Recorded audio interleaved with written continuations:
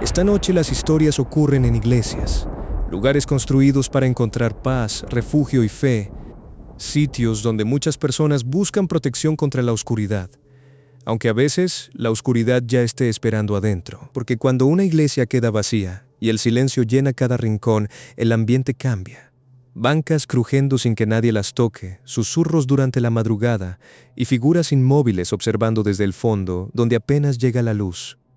Pero esta noche no solo vamos a hablar de apariciones o fenómenos extraños, también vas a escuchar relatos de sacerdotes que comenzaron a ver cosas después de ciertos rituales, de puertas que se abrían solas en plena noche, y de personas que entraron buscando ayuda espiritual, sin imaginar que algo las seguiría al salir.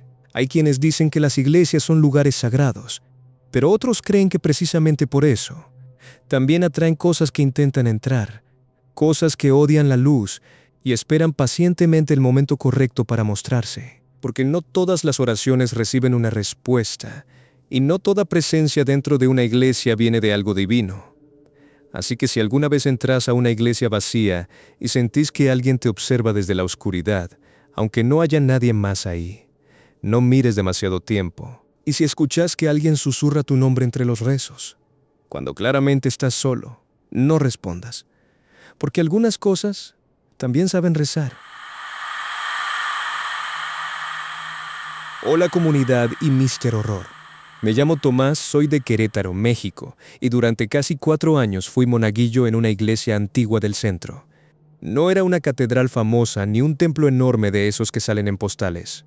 Era una parroquia vieja, de paredes gruesas, bancas oscuras, piso de piedra y olor constante a cera, flores marchitas e incienso. De día era un lugar hermoso, incluso tranquilo. Entraba gente a rezar, señoras con rosarios, vendedores que se persignaban al pasar, turistas curiosos, niños que corrían hasta que alguna catequista los callaba. Pero cuando cerrábamos las puertas después de la última misa, la iglesia cambiaba.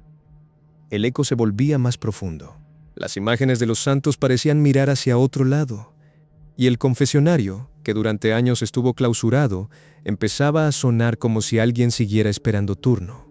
Yo tenía 16 años cuando empecé a ayudar al padre Julián. Mi mamá era muy creyente y pensaba que estar cerca de la iglesia me iba a mantener lejos de malas compañías. No se equivocaba del todo. Yo era un muchacho inquieto, pero no malo. Ayudaba en misa. Acomodaba veladoras, guardaba manteles, tocaba la campana pequeña cuando tocaba y acompañaba al sacristán a cerrar. El sacristán se llamaba Don Anselmo. Tendría más de 70 años y conocía cada grieta del templo. Era un hombre seco, de pocas palabras, pero cuando hablaba había que escucharlo. Él fue el primero que me dijo una regla extraña. Después de las 9, si escuchas que alguien se confiesa, no respondas amén. Yo pensé que era una broma. Le pregunté por qué alguien se iba a confesar si la iglesia ya estaba cerrada. Don Anselmo me miró como si yo hubiera hecho una pregunta tonta y me dijo: porque algunos pecados llegan tarde. El confesionario viejo estaba del lado izquierdo del templo, cerca de una imagen de la Virgen de los Dolores. Era de madera oscura, tallado, con cortinas gastadas y una rejilla metálica entre el lado del sacerdote y el lado del penitente. Ya no se usaba. El padre Julián prefería confesar en una sala lateral más iluminada, con sillas normales, porque decía que la gente mayor tenía problemas para entrar y salir de esa caja de madera. Pero la verdad, según don Anselmo, era otra. El confesionario se había dejado de usar desde hacía más de 20 años, después de que un sacerdote anterior, el padre Eusebio, murió ahí dentro durante una confesión de madrugada. La versión oficial era un infarto. El padre Eusebio era mayor, tenía problemas del corazón y una noche antes de Semana Santa, lo encontraron sentado en el lado del sacerdote, con la cabeza inclinada y la mano apoyada sobre el pecho. Nada extraño, decían, pero los viejos de la parroquia contaban otra cosa. Decían que esa noche nadie había entrado al templo. Decían que el padre había cerrado todo y aún así se escucharon murmullos desde el confesionario. Decían que cuando lo encontraron, del lado del penitente había marcas de uñas en la madera, como si alguien hubiera estado encerrado ahí intentando salir. Lo más raro era que el padre Eusebio, antes de morir, había escrito una frase en una hoja de registro: no absuelvan al que no se arrepiente. Yo escuché esa historia y como cualquier joven que cree saber más que los viejos, pensé que era puro cuento para asustarme. Pero desde ese día empecé a notar cosas. A veces mientras barría después de misa, veía la cortina del confesionario moverse aunque no hubiera viento. Otras veces encontraba cera derretida en el piso justo enfrente, aunque nadie ponía veladoras ahí. Una tarde, al pasar cerca, escuché una respiración del otro lado de la rejilla. Me asomé. No había nadie. Lo atribuí al eco. En una iglesia vieja todo suena como si viniera de otro lugar. El primer hecho fuerte pasó un jueves. Habíamos tenido misa de 7 y después una reunión con catequistas. El padre Julián se fue a la casa parroquial. Don Anselmo estaba guardando cálices y yo me quedé recogiendo bancas. Eran casi las 9:30. Ya habíamos cerrado la puerta principal. Entonces escuché un golpe suave desde el confesionario. Toc. Me quedé quieto. Otro golpe. Toc. Pensé que alguna paloma se había metido, o quizá un gato. Me acerqué. La iglesia estaba apenas iluminada por las lámparas del altar. El confesionario quedaba en penumbra. Cuando estuve a 1 metro, una voz de hombre dijo desde adentro: «Padre, ¿me escucha?». No era la voz de don Anselmo. No era la del padre Julián. Era una voz ronca, cansada, muy baja. Yo tragué saliva y dije que la iglesia estaba cerrada, que volviera al día siguiente. Del otro lado hubo silencio. Después la voz respondió: «No puedo esperar tanto». Sentí frío en las manos. Me acordé de la regla: si escuchas que alguien se confiesa, no respondas amén. Pero no sabía qué hacer antes de eso. Fui a buscar a don Anselmo. Cuando le conté, se puso pálido. No corrió, pero caminó rápido hasta el confesionario. Se paró frente a la cortina y dijo con voz firme: «Aquí no se confiesa de noche». Del otro lado, la voz soltó una risa mínima. Después dijo: «Usted no puede negarme el perdón». Don Anselmo hizo la señal de la cruz, me agarró del brazo y me sacó de ahí sin mirar atrás. Esa noche cerramos la iglesia sin revisar el confesionario. Le pregunté si no debíamos llamar al padre. Me dijo que el padre ya sabía. Eso me sorprendió. ¿Cómo que ya sabía? Don Anselmo solo respondió: «Todos los sacerdotes que duran aquí terminan sabiendo». Al día siguiente, el padre Julián me llamó a la sacristía. No estaba enojado, pero sí serio. Me preguntó qué había escuchado. Le conté todo. Se quedó en silencio y luego me dijo que no me acercara al confesionario después del cierre. Le pregunté si había alguien viviendo escondido en la iglesia, algún indigente, algún loco. Él negó con la cabeza. Después dijo una frase que todavía me pesa: «Ojalá fuera un hombre vivo». Con el tiempo, el padre Julián me contó más. No todo de golpe, solo pedazos. Según él, desde la muerte del padre Eusebio, algunas noches se escuchaba a alguien entrar al confesionario. No siempre la misma voz. A veces hombre, a veces mujer, a veces un niño. Siempre pedían confesión. Siempre empezaban con pecados comunes, mentiras, robos, infidelidades, peleas. Pero si el sacerdote escuchaba demasiado, la confesión cambiaba. La voz empezaba a contar cosas imposibles: nombres de muertos, crímenes sin resolver, secretos de personas que aún vivían en el barrio. Y al final siempre pedía absolución sin arrepentirse. No buscaba perdón, buscaba permiso. ¿Permiso para qué?, pregunté. El padre no respondió. Pasaron semanas sin que volviera a escuchar nada. Yo intenté convencerme de que había sido una persona escondida, una broma, un borracho.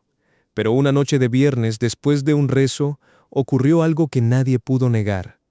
Una señora mayor, doña Mercedes, se quedó rezando sola frente a la Virgen.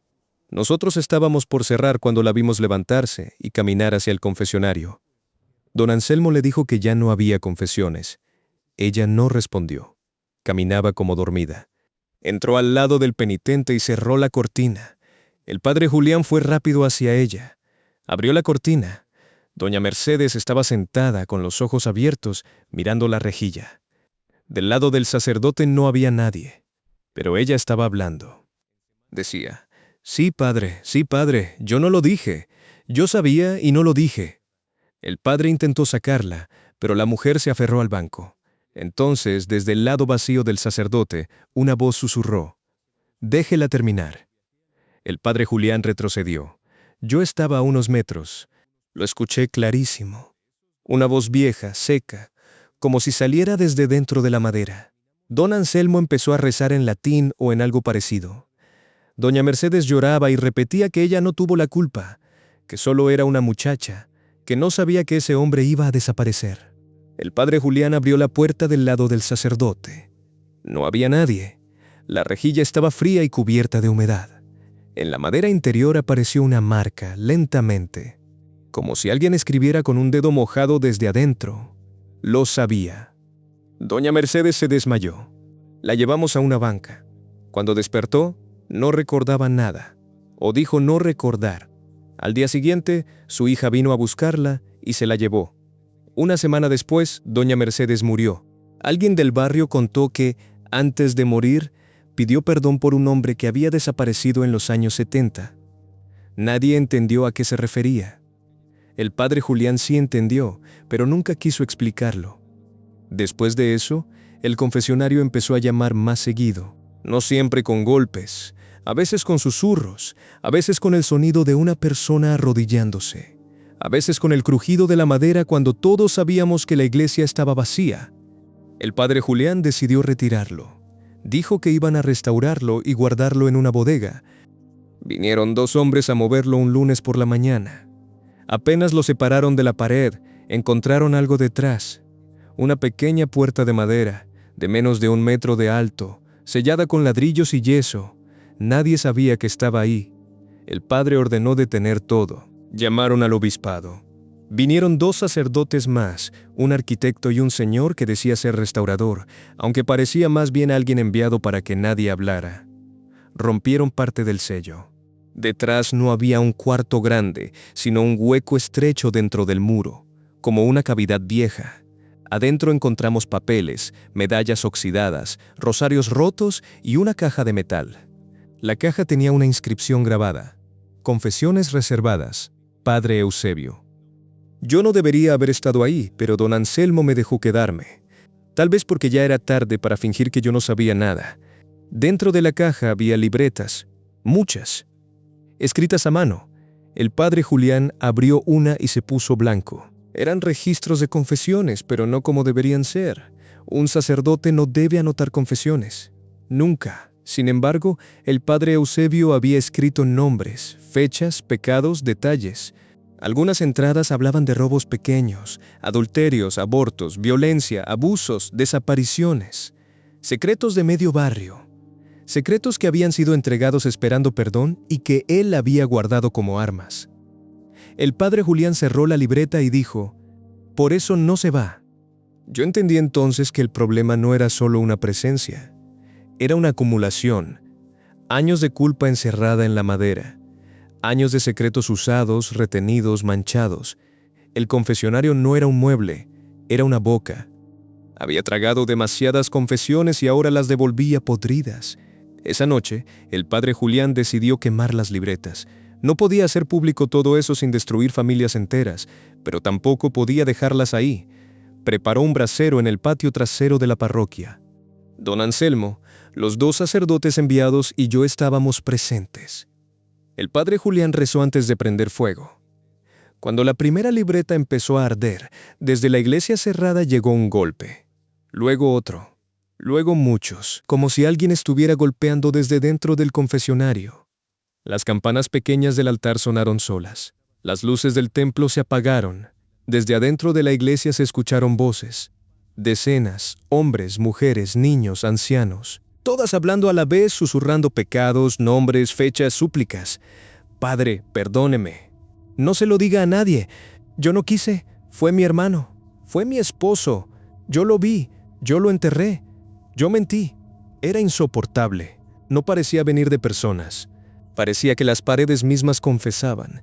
El padre Julián siguió quemando. Entonces la puerta que daba al templo se abrió de golpe. En el umbral apareció una figura con sotana vieja. No se veía como un fantasma transparente. Se veía como un sacerdote anciano, delgado, con la piel pegada al hueso y los ojos hundidos en sombra. Don Anselmo susurró: «Eusebio».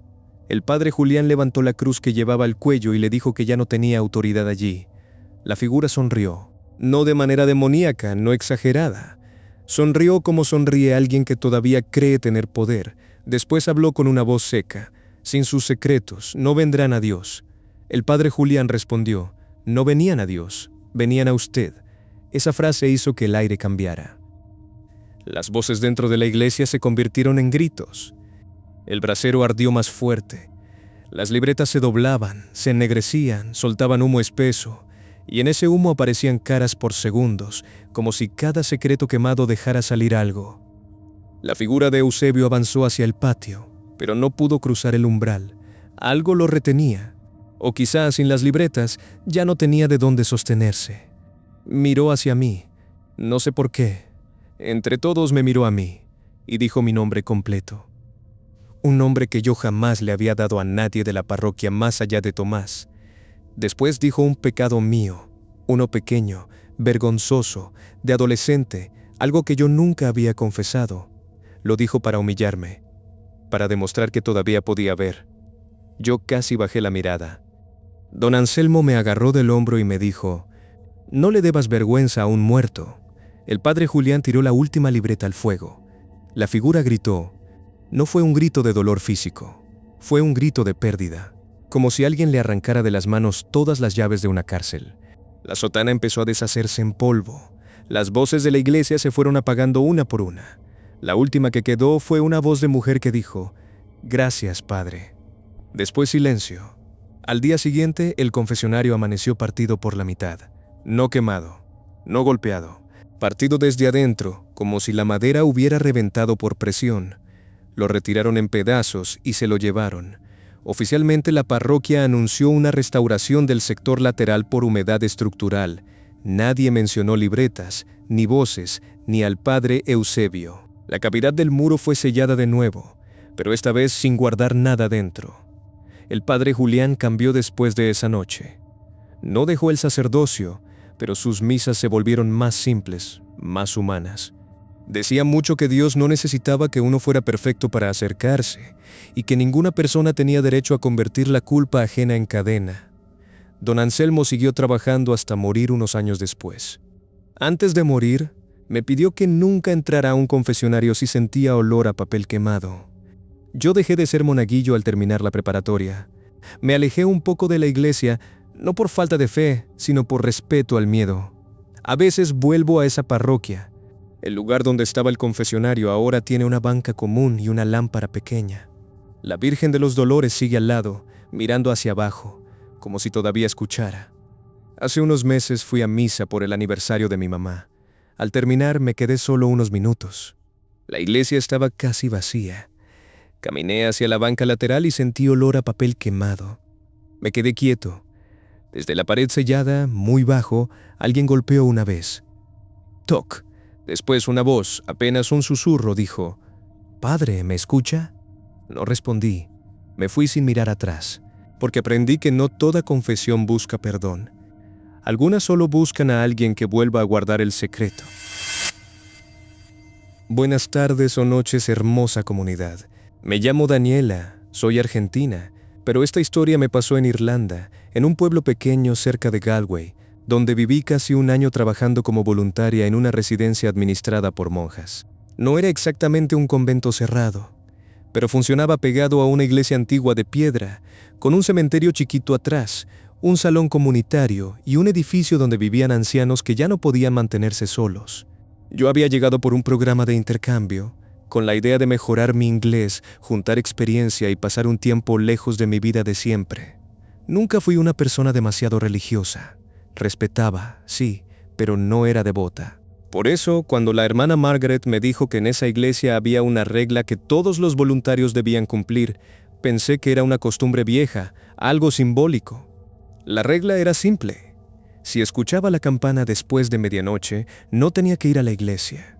No tenía que mirar por las ventanas y, sobre todo, no tenía que contar cuántas veces sonaba. La iglesia se llamaba St. Bridget's, aunque los vecinos viejos la nombraban como la iglesia baja. Al principio no entendí por qué, porque estaba construida sobre una pequeña loma. Después supe que antes de esa iglesia había existido otra, mucho más antigua, hundida parcialmente en el terreno, destruida por un incendio, y luego tapada para construir encima. Nadie hablaba mucho de eso. En Irlanda, al menos en ese pueblo, las historias antiguas estaban en todas partes, pero la gente las contaba de manera rara, como si no fueran leyendas sino recuerdos incómodos. Te decían una frase, se callaban, cambiaban de tema. Eso hacía que todo sonara más real. Mi trabajo era sencillo: ayudar con desayunos, acompañar a algunos residentes, ordenar la sacristía cuando había misa, limpiar bancos, preparar té y revisar que las puertas quedaran cerradas.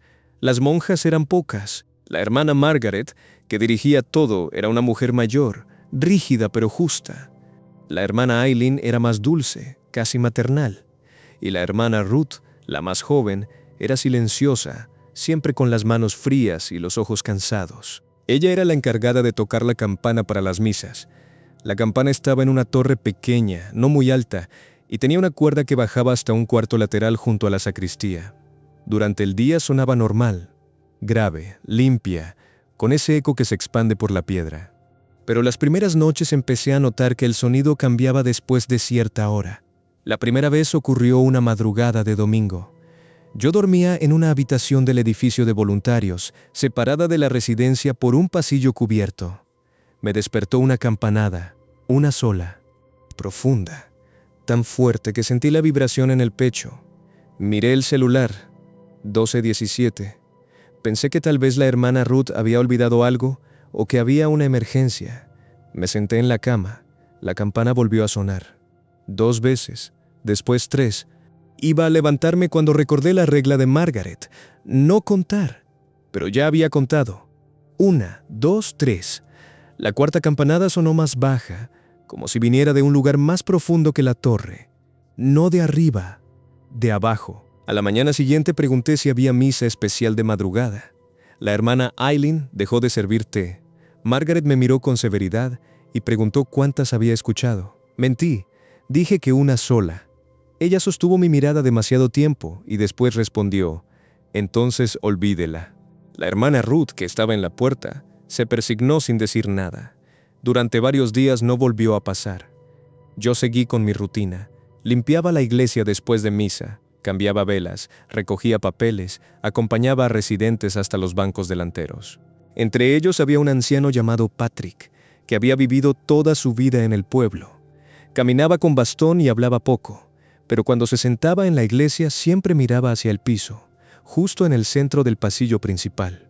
Una tarde, mientras yo barría, me preguntó si ya la había escuchado. Le dije que sí, sin pensar. Él cerró los ojos y murmuró: entonces ya sabe que no está en la torre. Le pregunté qué quería decir. Patrick señaló el suelo con el bastón. La primera iglesia sigue debajo, dijo, y algunos todavía creen que la misa no terminó. No quiso decir más. La segunda vez que sonó la campana fue peor. Eran casi las 2 de la mañana.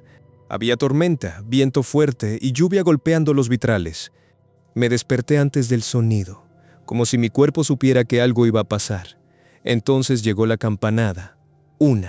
No conté, cerré los ojos. Otra. Me tapé los oídos. Otra más.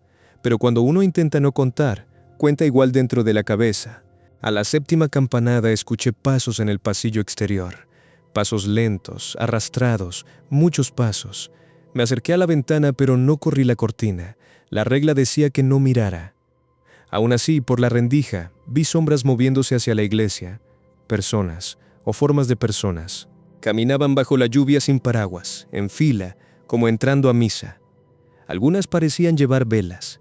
Otras iban con la cabeza baja. Ninguna hacía ruido, salvo los pasos mojados sobre la piedra. A la mañana siguiente, el camino entre la residencia y la iglesia estaba seco. No había huellas, pero dentro de la iglesia los bancos estaban húmedos, como si gente empapada se hubiera sentado durante horas. La hermana Ruth y yo fuimos las primeras en entrar. Ella vio el agua en los bancos y se puso a llorar en silencio. Me pidió que no tocara nada hasta que llegara Margaret. Cuando Margaret entró, no se sorprendió. Solo dijo: cada vez se sientan más cerca. Miré hacia el altar. Tenía razón. Los bancos delanteros estaban más mojados que los de atrás. Esa tarde, Ruth me contó parte de la historia. No debía, pero creo que necesitaba hablar con alguien. La iglesia antigua, la de abajo, se había quemado durante una misa nocturna hacía más de 100 años. Había una tormenta, como la noche anterior, y mucha gente del pueblo se había refugiado allí. Algunos decían que el incendio empezó por velas, otros por una disputa con un sacerdote. Las puertas se trabaron. Muchos murieron adentro. Cuando construyeron la iglesia nueva, enterraron lo que quedaba de la anterior, incluido el sótano y parte del altar. La campana original nunca se recuperó. Según los registros, se fundió en el fuego, pero desde entonces algunas noches sonaba igual, no desde la torre nueva, desde debajo del piso. Le pregunté por qué no clausuraban el lugar. Ruth me miró como si la pregunta fuera ingenua. «¿Por qué no quieren salir?», dijo. «Quieren terminar la misa».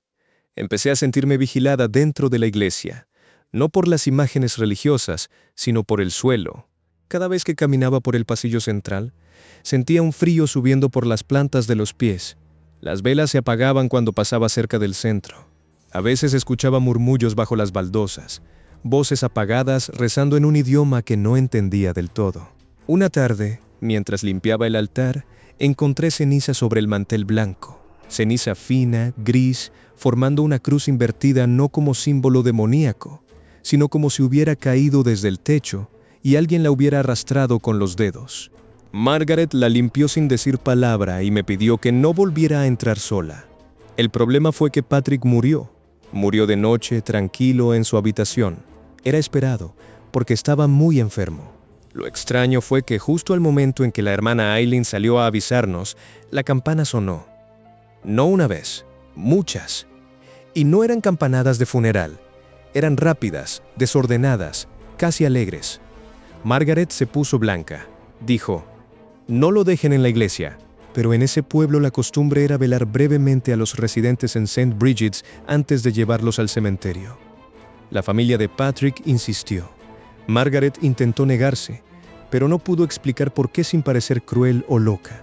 Así que esa noche pusieron el ataúd de Patrick frente al altar. Nos quedamos varias personas acompañando. Familiares, monjas, 2 vecinos, yo. A las 11:30, Margaret nos pidió que nadie durmiera dentro de la iglesia. Que si alguien estaba cansado, saliera. La familia pensó que era por salud. Yo sabía que no. A medianoche exacta, la temperatura bajó. Las velas del altar se inclinaron todas hacia el pasillo, como si una corriente viniera desde la puerta. Pero la puerta estaba cerrada. Entonces la campana sonó, no desde la torre. ¿Desde debajo del ataúd? La familia gritó. El sonido fue tan profundo que el piso vibró. El ataúd de Patrick crujió. La hermana Ruth empezó a rezar en voz alta. Margaret le ordenó callar. Eso me impactó. Una monja mandando a callar una oración dentro de una iglesia. Después entendí por qué. Las voces bajo el piso comenzaron a responder.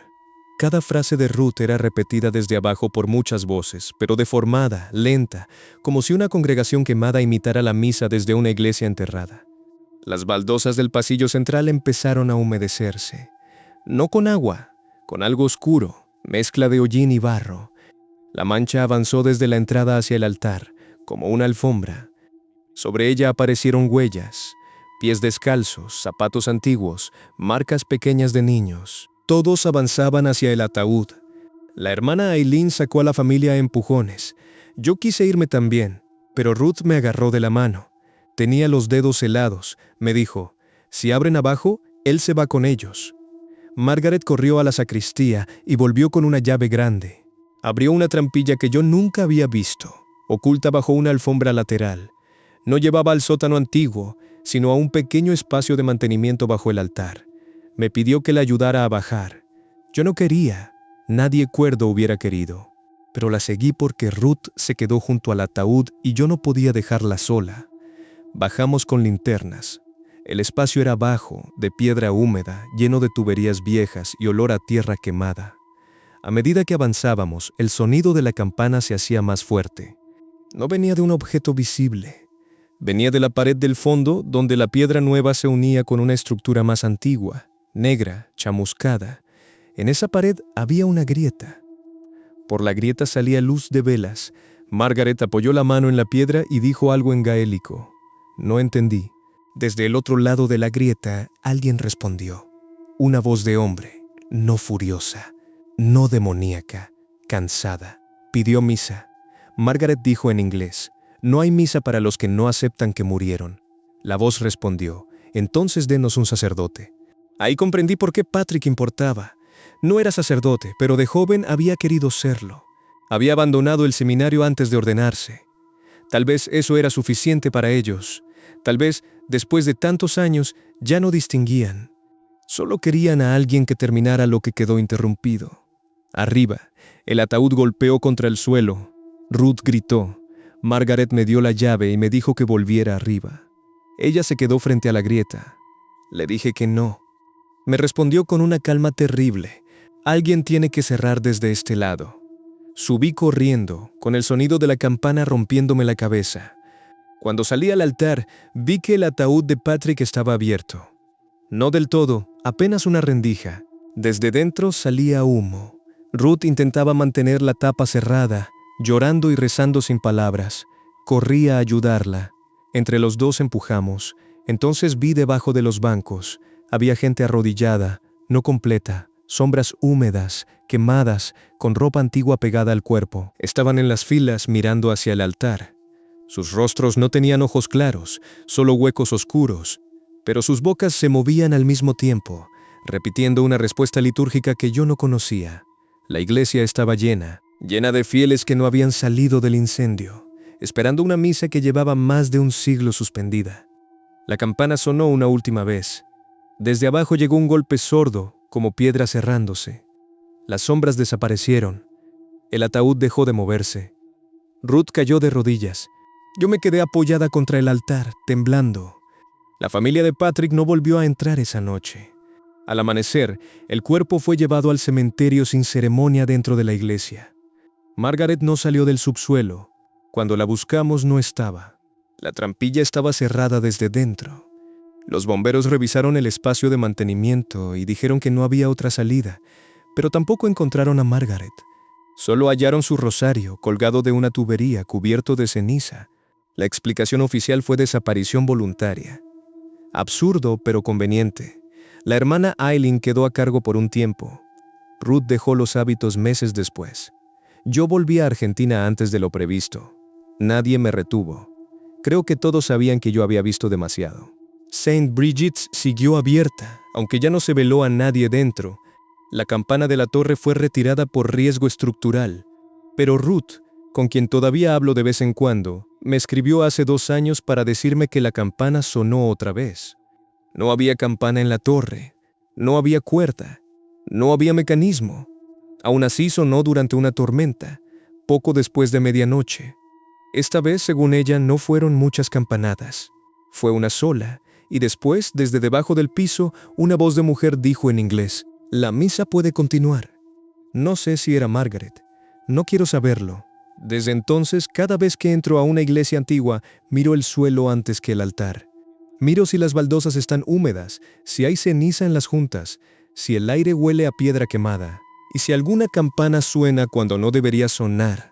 No cuento las campanadas, porque hay iglesias construidas sobre otras iglesias, y hay fieles que, después de morir encerrados, no esperan salvación. Esperan que alguien vuelva a abrir la puerta desde abajo. Hola a todos. Me llamo Gabriel, soy de Uruguay, pero esta historia me pasó en Italia, cuando trabajé como camillero nocturno en un hospital antiguo de Nápoles. No era un hospital abandonado ni un lugar de esos que uno mira y enseguida piensa en fantasmas. Funcionaba todos los días, con médicos, enfermeros, pacientes, familiares, máquinas, ascensores, guardias y ese olor mezclado de desinfectante, café quemado y cansancio que tienen todos los hospitales del mundo. Pero había una parte del edificio que no parecía pertenecer al hospital, una capilla pequeña, al final de un pasillo viejo, atendida por un grupo de monjas mayores, y en esa capilla había una imagen de la Virgen Dolorosa que nadie, absolutamente nadie, debía cubrir después de las 10 de la noche. Yo llegué a Italia por necesidad. Un primo me consiguió trabajo como auxiliar externo, y después terminé haciendo turnos nocturnos, moviendo pacientes, llevando muestras, empujando camillas entre pisos y ayudando en lo que hiciera falta. La noche en un hospital tiene reglas propias. Hay menos gente, pero todo suena más fuerte. Las ruedas de una camilla, un monitor pitando, alguien tosiendo detrás de una cortina, una enfermera llamando por teléfono, un familiar llorando bajito en una sala de espera.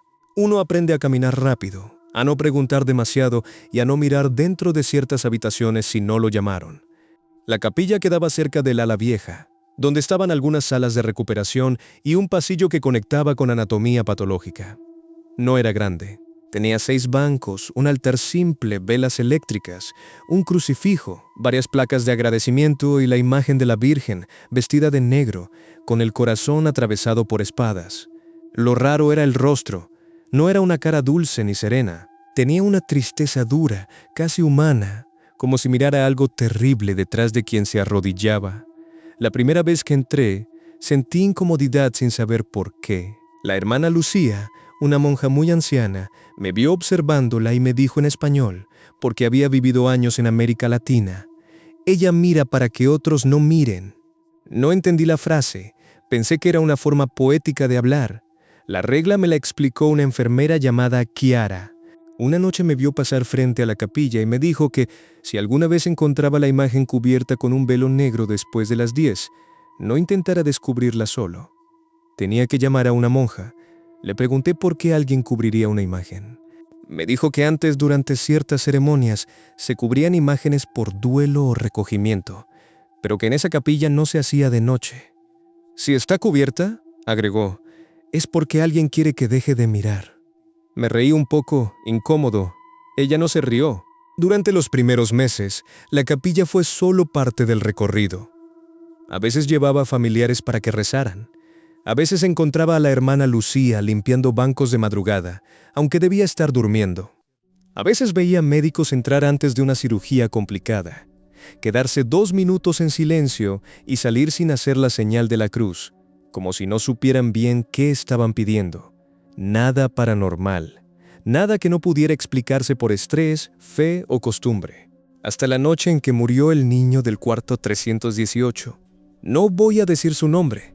Tenía 9 años y llevaba semanas internado.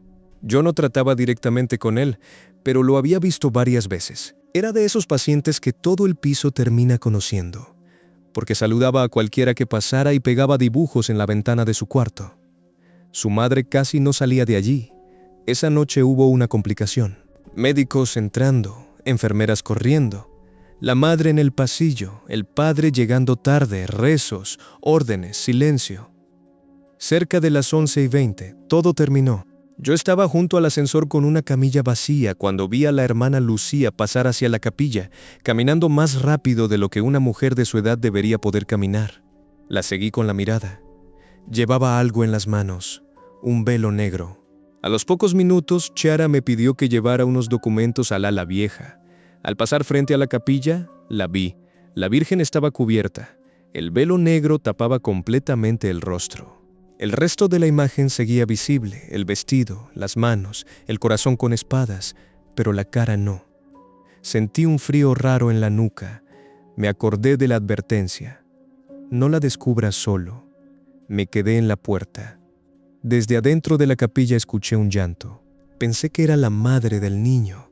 Entré un paso y dije en voz baja si necesitaba ayuda. No había nadie en los bancos. El llanto venía del altar o de detrás de la imagen. Era un llanto bajo, infantil, como de alguien intentando no despertar a otros. Miré hacia el pasillo buscando a Chiara, pero estaba vacío. Entonces el velo se movió apenas, como si alguien respirara detrás de la tela. Salí de inmediato. Busqué a la hermana Lucía. La encontré en una sala de descanso, sentada, con las manos juntas y los ojos cerrados. Le dije que la imagen estaba cubierta. Ella abrió los ojos y me preguntó, ¿escuchaste al niño? No me preguntó si había escuchado algo. Me preguntó al niño. Le dije que sí. Se levantó con dificultad, tomó un rosario y me pidió que la acompañara, pero que no mirara el rostro si el velo caía. Cuando llegamos, la capilla estaba más fría que el pasillo. La hermana Lucía se arrodilló frente a la imagen y empezó a rezar en italiano. Yo me quedé junto a la puerta. El llanto se había detenido. Ella levantó una mano hacia el velo, pero antes de tocarlo, una voz de niño dijo desde detrás de la imagen, «No quiero ir con él». La monja no se movió. Yo sentí que se me doblaban las piernas. La voz no venía de un parlante ni del pasillo. Venía de la imagen, o de algo que estaba escondido donde no podía haber nada. La hermana Lucía respondió sin abrir los ojos: «No le mires la cara». La voz del niño preguntó: «¿Y si me llama mi mamá?». La monja dijo: «Tu mamá está viva. Lo que te llama no es tu mamá». En ese momento, desde el pasillo del hospital, escuchamos otra voz, la madre del niño. Pero no podía ser ella. La madre estaba sedada en otra sala, acompañada por su esposo y una enfermera. Sin embargo, desde el pasillo su voz dijo: «Mi amor, vení. Ya podemos irnos». El velo negro se infló hacia adelante. La hermana Lucía me gritó que cerrara la puerta de la capilla. Lo hice. Apenas la puerta cerró, alguien golpeó desde afuera, primero suave, después con desesperación. La voz de la madre lloraba, rogaba, decía el nombre del niño. Decía que tenía frío, que no quería quedarse sola. Cada frase era perfecta, demasiado perfecta. Usaba palabras de una madre rota, pero sin el temblor verdadero del dolor. Era como una imitación aprendida. La hermana Lucía siguió rezando. Yo me apoyé contra la puerta para que no se abriera. Del otro lado, la voz cambió. Ya no era la madre, era un hombre, después una anciana, después muchas personas, todas llamando al niño, todas prometiendo llevarlo con alguien, todas pidiendo que mirara. El velo cayó, no todo. Solo se deslizó de un lado, dejando ver la mitad del rostro de la Virgen. Yo no quería mirar, pero miré. El ojo visible de la imagen estaba mirando hacia la puerta, no hacia nosotros. Y lloraba. Una línea oscura bajaba por la mejilla pintada. No parecía agua, parecía hollín líquido. Detrás de ese ojo, o reflejado en él, vi algo en el pasillo. Una figura alta, flaca, con bata de hospital, parada al otro lado de la puerta. No tenía rostro. Tenía una máscara hecha de muchas caras, como si todas las personas que había imitado estuvieran pegadas encima, moviéndose apenas.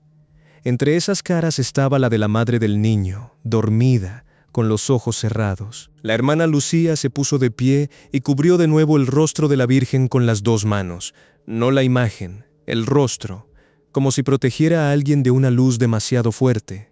Después dijo en voz baja: «Todavía no es tuyo». La puerta dejó de golpear. Hubo silencio. Después, desde el pasillo, la cosa habló con una voz que ya no fingía ser humana. Dijo: «Todos salen por alguna puerta». La monja respondió: «Pero no por la tuya». El frío se volvió insoportable. Las velas eléctricas de la capilla se apagaron una por una. Solo quedó encendida una luz roja cerca del altar.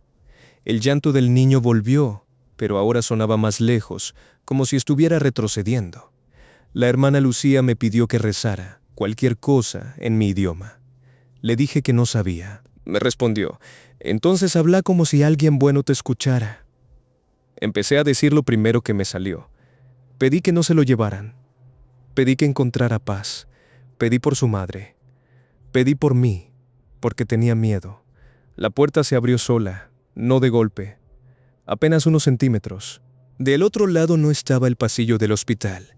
Había una habitación oscura, larga, llena de camas vacías. Sobre cada cama había una sábana con la forma de alguien acostado. Al fondo, la figura sin rostro esperaba junto a una puerta iluminada por una luz amarilla. En el umbral estaba el niño. No lo vi completo, solo su silueta pequeña de espaldas dudando. La voz de su madre volvió a llamarlo desde el otro lado de esa puerta imposible. La hermana Lucía levantó el rosario y gritó su nombre. El niño se detuvo. La Virgen, cubierta por el velo, cayó hacia adelante. La imagen no se rompió. Se inclinó como si alguien la hubiera empujado desde atrás, y el golpe de su base contra el altar hizo que la puerta se cerrara de golpe. La capilla quedó a oscuras. Yo escuché un grito, pero no del niño. Era la cosa, furiosa, como si le hubieran quitado algo de las manos. Cuando volvieron las luces, el velo estaba en el suelo. La imagen de la Virgen tenía el rostro descubierto y seco, aunque en su mejilla izquierda había una mancha oscura que nunca volvió a salir. La hermana Lucía estaba arrodillada, respirando con dificultad. Yo la ayudé a sentarse. Me dijo: «Ahora puede descansar». Le pregunté qué era eso. Ella tardó en responder. Después dijo: «No lo sé, pero viene cuando alguien muere sin entender que murió. Usa las voces que ama para llevarlo por donde no debe. Le pregunté por qué la Virgen tenía que mirar. Ella respondió, porque mientras ella mira, eso no puede ponerse todos los rostros. Esa explicación me pareció absurda, pero después vi cosas que la confirmaron. La madre del niño despertó cerca del amanecer diciendo que había soñado que su hijo estaba en un pasillo y que una mujer vestida de negro le impedía seguir a alguien que la imitaba. El padre contó que, durante la madrugada, había escuchado la voz de su esposa en el baño, llamando al niño, aunque ella estaba dormida frente a él. Chiara encontró humedad negra bajo la puerta de la capilla, como marcas de pies arrastrados. Nadie hizo informe. Nadie quería convertir el duelo de una familia en una historia de hospital. La hermana Lucía murió 6 meses después. Antes de morir, me pidió que nunca dejara cubrir el rostro de la imagen después de las 10. Yo ya no trabajaba en esa ala, pero igual pasaba cada tanto a revisar. La capilla siguió igual, aunque las monjas cambiaron. La nueva encargada era más joven y no creía en esas reglas. Decía que eran supersticiones de las hermanas viejas. Un día decidió tapar la imagen durante una limpieza nocturna para protegerla del polvo. Esa misma noche, 3 pacientes del ala de cuidados paliativos dijeron haber escuchado a sus madres muertas, llamándolos desde el pasillo. Uno de ellos salió de su habitación y llegó hasta la capilla antes de que lo encontraran. Estaba sentado en el suelo, frente a la Virgen cubierta, llorando como un niño. Decía que su esposa lo esperaba del otro lado de la puerta amarilla. Desde entonces nadie volvió a tapar la imagen. Yo regresé a Uruguay años después. Dejé el trabajo hospitalario. Pero hay algo que todavía me pasa. Cuando entro en una iglesia o una capilla y veo una imagen cubierta con tela, no puedo quedarme. Siento que algo se queda sin vigilancia. Siento que detrás de mí alguna voz querida va a llamarme usando el tono exacto que necesito escuchar. Hace poco murió mi padre. En el velorio, durante la madrugada, fui al baño del lugar y escuché su voz desde un pasillo vacío. Me dijo, «Gabriel, vení, ya estoy mejor». Me quedé helado. Mi padre estaba en el ataúd, al otro lado del edificio. La voz volvió a llamarme, más suave, más cariñosa. Por un segundo quise seguirla. Por un segundo fui un niño otra vez. Entonces recordé a la hermana Lucía. No le miré la cara a la oscuridad. Volví con mi familia y me quedé junto al cajón hasta que amaneció. Porque hay cosas que no se presentan como monstruos, se presentan con la voz que más extrañas. Y si nadie está mirando por vos, te convencen de cruzar una puerta que no lleva al cielo. Hola comunidad, me llamo Mariana, soy de Paraguay, pero esta historia me pasó en Portugal, en un pueblo pequeño cerca de Braga, donde viví un tiempo trabajando como cuidadora de una señora mayor. Yo no conocía mucho de iglesias antiguas más allá de lo que uno ve como turista. Piedra, vitrales, santos, velas y ese silencio pesado que parece estar ahí desde antes de que uno naciera. Pero en ese pueblo la iglesia no era solo un lugar para rezar. Era el centro de todo. Ahí se bautizaba, se velaba, se festejaba, se pedía por los enfermos y se murmuraba sobre los vivos. Y en esa iglesia había un sacerdote joven, el padre Miguel, que tenía una regla extraña. Nunca, bajo ninguna circunstancia, dejaba que los fieles recibieran la comunión directamente de su mano derecha. Al principio no me pareció raro. Yo no era de ir mucho a misa, pero acompañaba a doña Amalia, la señora que cuidaba, porque ella era muy devota y ya no podía caminar sola. La iglesia quedaba a 3 calles de su casa, una construcción de piedra gris, con una torre baja, bancos de madera oscuros y un altar dorado que brillaba incluso cuando el día estaba nublado. El padre Miguel era educado, tranquilo, muy querido por la gente. Tendría unos 30 y pocos años. Hablaba suave, visitaba enfermos, ayudaba a familias pobres y nunca levantaba la voz. Pero durante la comunión hacía algo que me llamaba la atención. Siempre sostenía el copón con la derecha y entregaba las hostias con la izquierda, con un cuidado casi exagerado. Si algún monaguillo se acercaba demasiado a su lado derecho, él se apartaba. Si alguien intentaba besarle la mano, la escondía. Si por accidente rozaba a alguien con esa mano, se ponía pálido. Doña Amalia me dijo una vez, mientras volvíamos despacio a su casa, que el padre Miguel no siempre había sido así. Antes, según ella, era más alegre. Tocaba la guitarra con los niños, bendecía casas, hacía bromas con los ancianos. Pero todo cambió después de una misa de difuntos en una aldea cercana. Había ido a reemplazar a otro sacerdote y volvió enfermo. Fiebre, temblores, pesadillas. Desde entonces empezó a usar siempre una venda bajo la manga derecha. Nadie sabía bien qué tenía. Algunos decían que era una quemadura, otros una enfermedad de la piel. Doña Amalia bajó la voz y me dijo: «Hay manos que dan bendición y manos que traen algo pegado». No entendí. No quise preguntar. La primera vez que vi la mano fue una tarde de lluvia. Yo había llevado a doña Amalia a confesarse. Mientras la esperaba, me quedé sentada cerca de la sacristía. La puerta estaba entreabierta y vi al padre Miguel lavándose las manos en una palangana. Se quitó la venda del antebrazo derecho y la piel, desde la muñeca hasta casi el codo, estaba marcada con líneas oscuras. No eran cicatrices normales, parecían letras o raíces o venas quemadas formando símbolos. Él notó que yo estaba mirando y cerró la puerta de golpe. Al salir, me pidió perdón por la brusquedad, pero sus ojos no pedían perdón, pedían silencio. Esa noche, en casa de doña Amalia, escuché golpes en la puerta principal. Eran casi las 2 de la mañana. La señora dormía.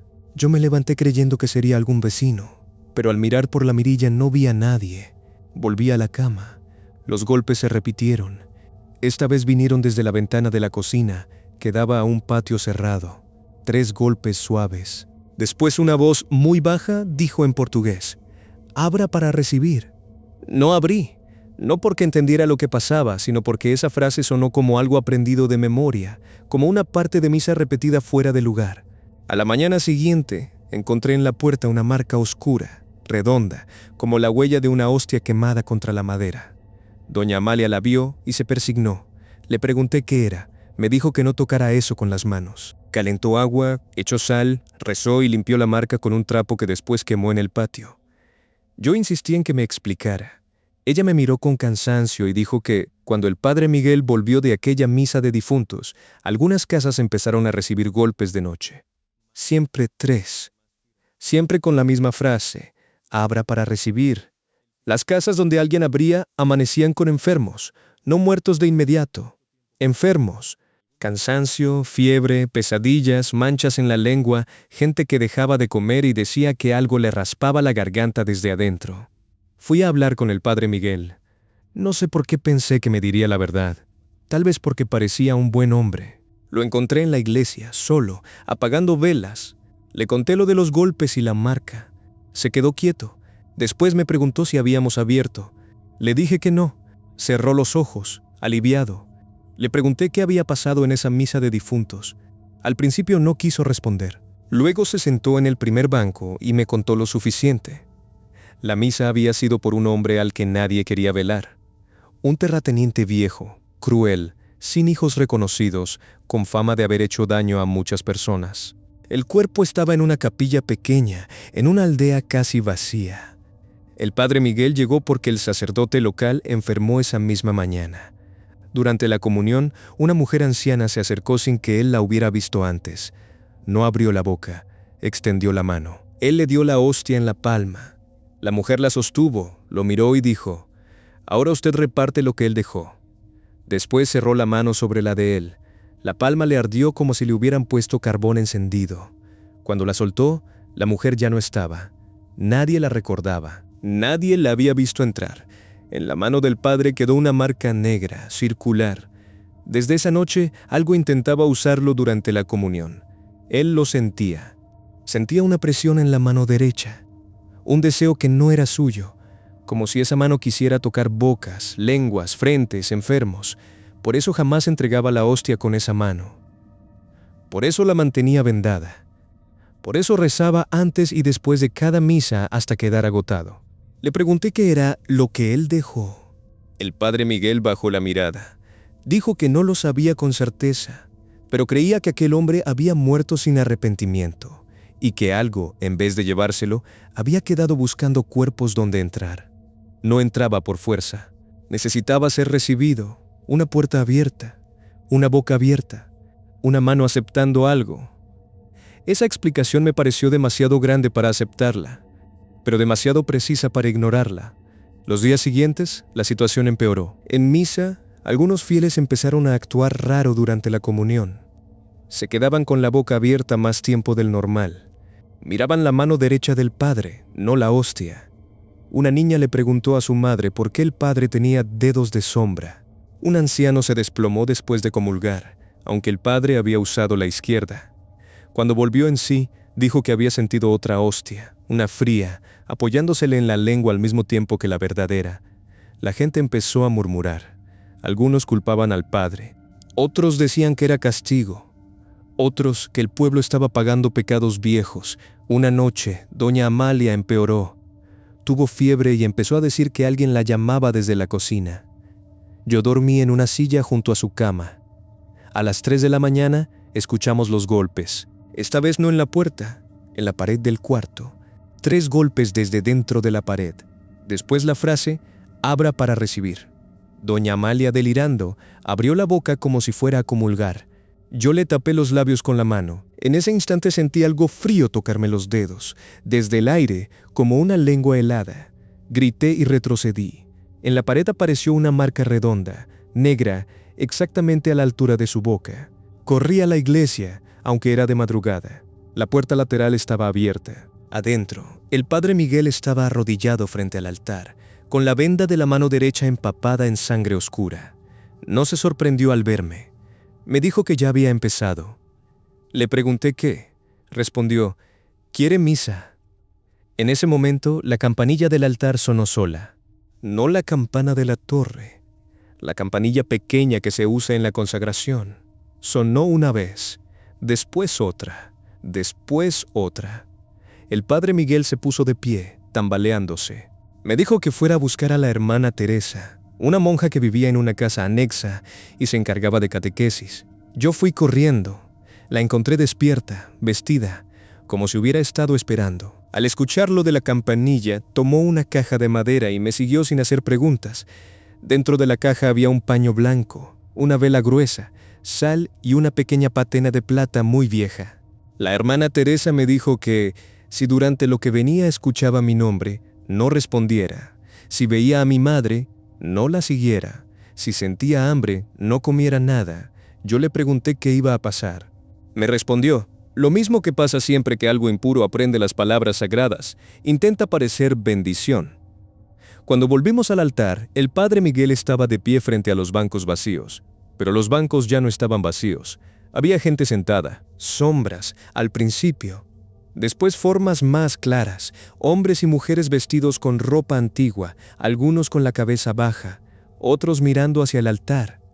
No estaban completos, parecían hechos de oscuridad y polvo. Entre ellos vi al hombre del funeral, o supe que era él, un anciano de traje negro, sentado en la primera fila, con una sonrisa sin labios. La mano derecha del padre Miguel se levantó sola, como si alguien tirara de ella. La venda se deshizo y cayó al piso. Las marcas oscuras de su piel brillaban débilmente. Sobre el altar apareció un copón que no era el de la iglesia. Era negro, no sé de qué material. Parecía metal quemado. La tapa se abrió sola. Adentro había hostias, pero no eran blancas. Eran grises, delgadas, con bordes oscuros, como ceniza prensada. El padre Miguel empezó a llorar. Su mano derecha tomó una. La hermana Teresa gritó, «Esa no es su misa». El anciano de la primera fila levantó la cabeza. Su boca se abrió demasiado. De ella salió una voz suave, educada, «Pero todos tienen hambre». Entonces lo sentí. Hambre, una hambre absurda, repentina, dolorosa. Como si llevara días sin comer. Miré las hostias grises y una parte de mí quiso acercarse. Me dio vergüenza admitirlo, pero eran atractivas. No por sabor, por promesa. Sentí que si aceptaba una, iba a dejar de tener miedo. Iba a dejar de extrañar.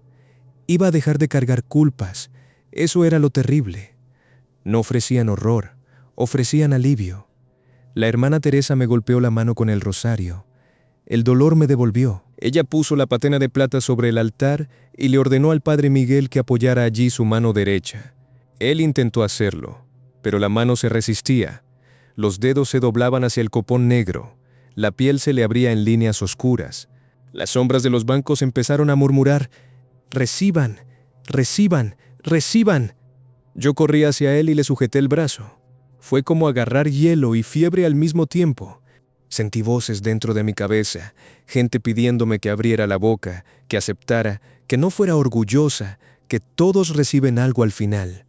La hermana Teresa encendió la vela y empezó a rezar en latín. No como en una película, no gritando contra demonios, sino con una firmeza serena, casi triste.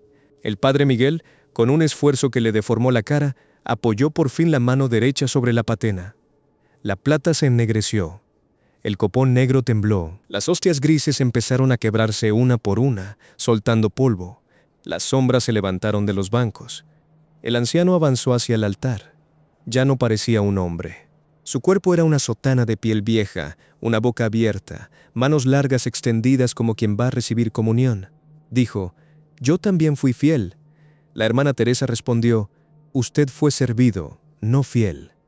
El padre Miguel cerró la mano derecha sobre la patena. Gritó. La marca negra de su palma se transfirió al metal como tinta derramada. El copón del altar se cerró de golpe y se hundió hacia abajo, atravesando la piedra como si el altar fuera agua. Las sombras se apagaron. El anciano quedó último, mirando al padre Miguel con odio. Antes de desaparecer, dijo algo que todos escuchamos. «Mientras tengan boca, volverán a recibirme». La iglesia quedó en silencio. El padre cayó al piso. Su mano derecha estaba quemada, pero las líneas oscuras habían desaparecido. La hermana Teresa envolvió la patena ennegrecida en el paño blanco y me pidió que no mirara atrás mientras salíamos. No miré, aunque desde los bancos escuché muchas bocas abriéndose al mismo tiempo, como peces fuera del agua. Doña Amalia mejoró al amanecer. La marca de la pared se borró sola, dejando solo una mancha de humedad. El padre Miguel fue trasladado semanas después a un monasterio. La versión oficial habló de problemas de salud. La hermana Teresa siguió en el pueblo, pero ya casi no salía. Una vez le pregunté qué hicieron con la patena. Me dijo que la enterraron en tierra consagrada, envuelta en sal, donde no hubiera misa ni hambre. Yo volví a Paraguay al terminar mi trabajo con doña Amalia. Durante mucho tiempo evité comulgar, no porque perdiera la fe, sino porque entendí que hasta los gestos más sagrados pueden ser imitados por algo que no busca salvarte, sino entrar donde uno baja la guardia. Hace unos meses fui a una misa por una tía fallecida, una iglesia común en Asunción, llena de gente. Cuando llegó la comunión, me quedé sentado. No pensaba acercarme, pero entonces vi al sacerdote levantar la mano derecha. Por un segundo, solo por un segundo, los dedos se le oscurecieron hasta la muñeca. Y desde algún lugar de la iglesia, una voz muy baja susurró: «Abra para recibir». No comulgué. Me fui antes de que terminara la misa, porque aprendí que no todo lo que se ofrece en un altar viene de Dios, y no toda boca abierta está rezando.